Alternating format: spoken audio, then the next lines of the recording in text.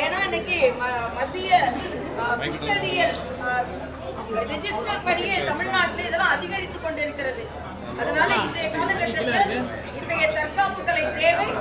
அதுவும் அம்மா மரியாதைக்குரிய ஜெயலலிதா அம்மா அவர்களின் பிறந்த நாள் அன்று இதை அவர்கள் வழிநடத்தி கொண்டிருக்கிறார்கள். மரியாதைக்குரிய பாரத பிரதமர் அவர்கள் மனதின் குரல்ல மரியாதைக்குரிய அம்மா ஜெயலலிதா அவர்களுக்கு அஞ்சலி செலுத்தினார்கள். இன்று காலையில மரியாதைக்குரிய பிரதமர் அவர்கள், மரியாதைக்குரிய உள்துறை அமைச்சர் அவர்கள், எங்களது அகில பாரத தலைவர் அவர்கள் அனைவருமே அவர்களுக்கு அஞ்சலி செலுத்தி ட்விட்டர் போட்டிருக்கிறார்கள். எந்த அளவிற்கு நாங்கள் இந்த கூட்டணி இணைந்து செயலாற்றுகிறது என்பதை வலியுறுத்துகிறோம்.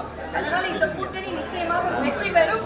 எதிர்கூட்டணி தான் விலவிலத்து போயிருக்கிறது, பலவீனமாக இருக்கிறது. எவ்வளவுதான் முதலமைச்சர் நாங்க பலமா இருக்கோம், பலமுறை போட்டி பலமா இருக்கும் சொன்னா கூட பலவீனமாக இருக்கிறார்கள். அதனாலதான் காங்கிரஸ்க்கு கூட அவர்களுக்கு ஒரு அச்சம் இருக்கிறது. அதனால இன்றைய காலகட்டத்தில் இந்த கூட்டணி வெற்றி பெறும்.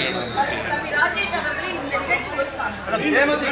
தேமுதிக தலைவர் வந்து திமுக வந்து விமர்சனம் பண்ணாங்க. அதிமுக இப்போ வந்து திமுக போயிருக்காங்க. எப்படி பாக்குறீங்க? எங்க கூட்டணியை பார்த்து அழுத்தம் கொடுத்தீங்களா, என்ன செய்வீங்க, பயமுறுத்துவீங்களா அப்படின்னா கேட்டுட்டு இருக்கவங்க அவங்க எப்படி சேர்ந்தாங்க? அதனால அவங்க கூட்டணியில எல்லாரும் சேர்ந்தா உடனே அது கொள்கை கூட்டணி, எதிர்கூட்டணியில சேர்ந்தா எல்லாம் அழுத்தம், பயம். அதனால இதையே மக்கள் நன்றாக புரிந்து வைத்திருப்பார்கள். அது பொருந்தாத கூட்டணி. 2 மாசம் வரைக்கும் எல்லாரும் ட்விட்டர்ல, பேஸ்புக்ல மரியாதைக்குரிய விஜயகாந்த் அவர்கள் எந்த அளவிற்கு திமுகவை எதிர்த்தார்கள் என்றெல்லாம் போட்டுக் கொண்டிருக்கிறார்கள்.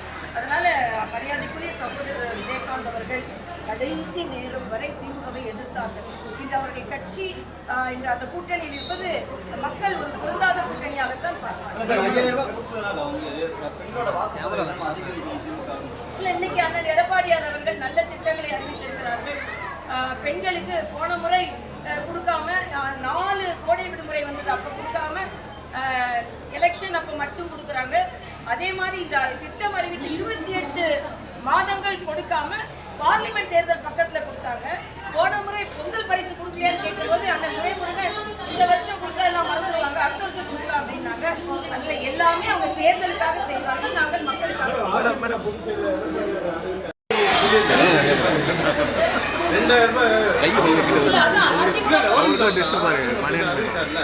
அப்போ இவர் வந்து மறுபடியும் ஸ்டாலின் வந்து நானும் அந்த மறுபடியும் எதுவும் கொடுப்பேன் மாசம் மரியாதைக்குரிய பாரத பிரதமரோட நல்ல திட்டங்கள்லாம் ஸ்டிக்கர் ஓட்டுவாரு. அண்ணன் எடப்பாடியார் அவர்கள் அறிவிச்சு ஸ்டிக்கர் ஓட்டுவாரு. அதனால எல்லாத்துக்கும் ஸ்டிக்கர் ஓட்டுவாரு. மக்கள் திமுக ஆட்சி திருப்பி வராதுன்னு சொல்லி கொண்டு